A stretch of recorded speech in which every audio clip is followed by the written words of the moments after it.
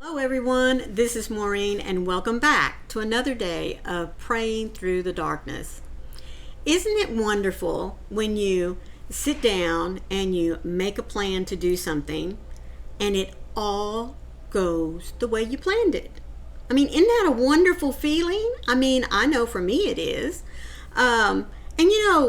It's great to plan things out. To know exactly when you want something to happen, the timetable in which you want it to happen, and it is just really wonderful when it all comes together. But more times than not, our plans get a monkey wrench thrown in them. Maybe the timing is off. Maybe we don't have everything we need. Maybe we just get up and we're not feeling it. But we have to go on with the plan anyway. And the further we go on with it, we can see it's turning into a disaster. So that's a time in which we can become very discouraged if we allow it to do so for us.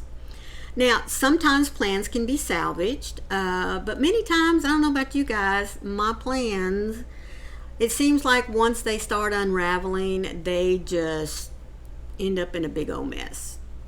But you know the nice thing about God? God can take our plans and take that big old mess that we've ended up with and turn it into something good. So when we are setting about making our plans, we really should sit down and say, okay, Lord, this is what I want to see happen. Can you help me figure it out? Can you help me bring it all together? And can you be there with me as it all unfolds? Because that's what He wants. We all know that God has a plan for us in our lives. And He doesn't mind when we want to, like I always like to say, be a little 2-year-old and say, me do it. He is more than willing to just step back and say, okay, you go ahead and do it your way, but just know I'll be right here when it either, like a big old Jenga puzzle, you pull out a piece and it all comes crashing down. It's okay, because God can turn it into something wonderful. We find in Proverbs chapter 16 verse 9, we can make our plans, but the Lord determines our steps. And that's what's so good about God's plans, is that no matter what we do, He is there to guide us. He determines our steps. Even when, like I said, that little 2-year-old mentality jumps in there and we say, no, me do it. I want to do it this way. And God's going to let us, because that is our choice. We have that freedom of choice, folks, to do what we want to do or to follow what God wants us to do. But even in those moments in which we make our own plans and they fall apart, God is right there waiting to pick us up, put us back on our little feet, and say, okay, so from this point forward, this is what we're going to do. And I don't know about you, but sometimes I can imagine Him, even bending down and putting His hands over our little feet, right, there above the ankles, and say, okay, we're going to do this, then we're going to do this. Step by step, this is what we're going to do. And if we are truly open to what it is God has planned for us, those steps are not, they're not seen as a punishment. They're not seen as drudgery.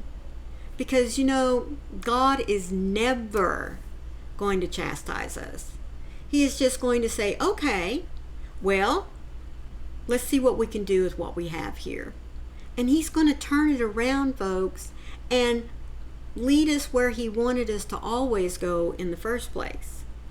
Like I said, God gives us the choice every single day when we wake up. Good morning, Lord. How are you? Thank you for a good night's rest, or thank you for waking me up today.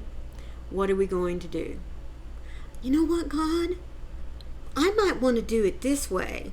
Is that okay with you? And you know what he's going to do? He's going to say, sure, try it your way.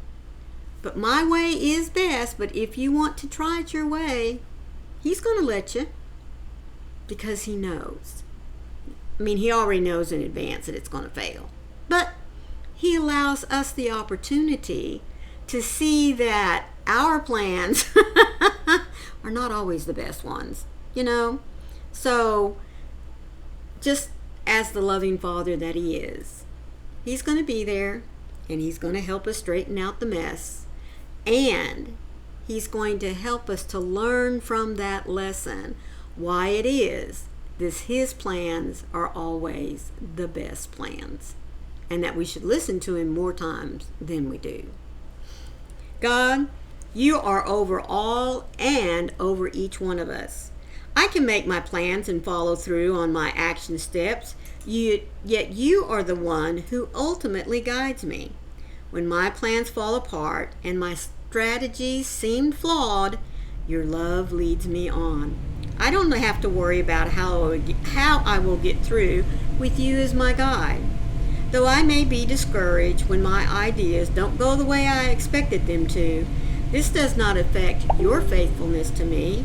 I see in part, and I only know in part, but you see it all. You see the big picture as well as every detail. What feels catastrophic to me is not a concern for you.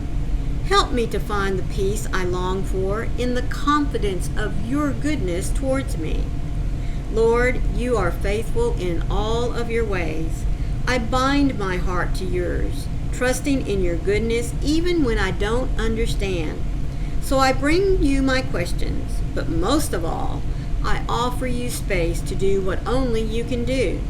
So breathe peace into my heart and mind. So as I open my heart to you again and again today, speak to me, Lord, only as you can do. Isn't that wonderful? I love the part that says, you see the big picture, you see every detail. What feels catastrophic to me, it's not a concern to you. And it's not, because like I said, he already knows what's going to happen when we try to do things our own way. But he wants us to learn. And by learning, we come to fully realize that, you know what, if it's not a plan that God has, we might as well just chuck it over there in the garbage and wait on him, because his ways are always the best, especially when we allow him to lead us. I hope that you enjoyed today's lesson, and let me remind you that these lessons come to you every day from this little blue book that's put out by Broad Street Publishers. As always, you'll find a link for it down there in the description box if you wish to go and purchase your own copy. But here's an idea, folks. This is getting, we're nearly 4 months away from Christmas. So stop and think. Wouldn't it be a wonderful little Christmas stocking for some in your family or some of your friends to give, for them to start out 2026 in a new light, one that God has for each and every one of us, whether our days are sailing through with no problems at all, or the chaos of the world is just driving us crazy. So think about that. And while you're thinking, like I said, just click on that link. It'll take you right to it. Once again, thank you all for being here. Be sure to hit that like button, and don't forget to leave me a little comment. If nothing else, share with me when you've had a moment that, like the little Jenga tower, you pulled out that one little piece and it all fell apart. Did you feel God sitting there waiting to tell you, okay, now let's try it my way? Share that story with me and with the others who leave comments as well. If this was your first time here, thank you so much for staying with us this long. Please hit that subscribe button and look for the little bell with those cute hugs on the side, because it'll let you know every time I upload these daily devotionals. Always remember, folks, you are never alone in this world. God loves you. He's not going to turn his back on you when the times get rough. Even when you throw that little temper tantrum and say, no, me do it. He's going to let you, and then he's going to be right there to pick you up and say, okay, let's start over. And remember, guys, I love you too. I'll see you tomorrow. Bye.